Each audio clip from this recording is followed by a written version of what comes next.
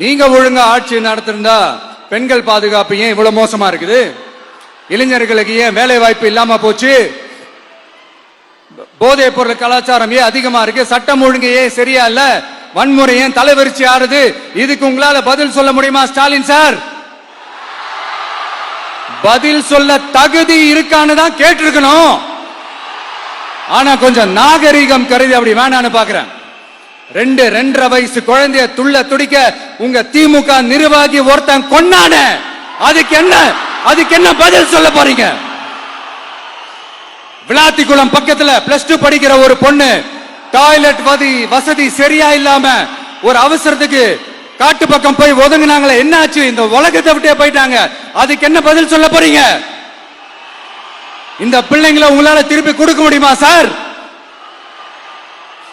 5 வருஷமா police department கையில வச்சுக்கிட்டு என்ன சார் பண்ணீங்க?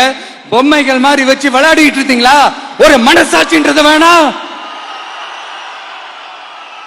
நாங்குநேரி பிரச்சனையை பத்தி பேசினா அது போதையில நடந்துச்சான், போதை பொருட்கள்னால அது நடந்துச்சான்.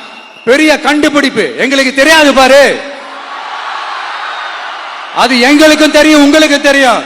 கேள்வி அது இல்ல, அதை ஏன் தடுக்கலன்றதுதான் எங்களுடைய கேள்வி.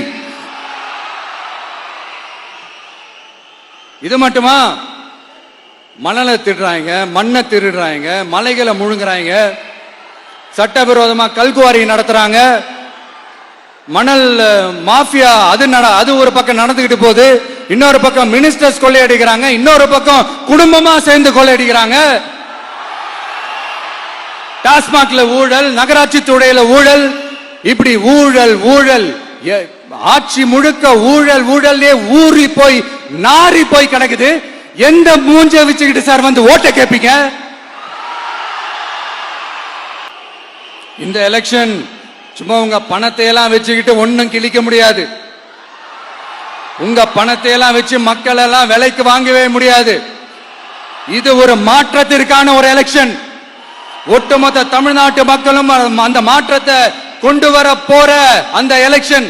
இது உங்களாலேயோ இல்ல அந்த மற்றும் பலர்னாலேயோ ஒன்னும் தடுக்க முடியாது. அதனால மக்களே, ஏப்ரல் 23ஆம் தேதி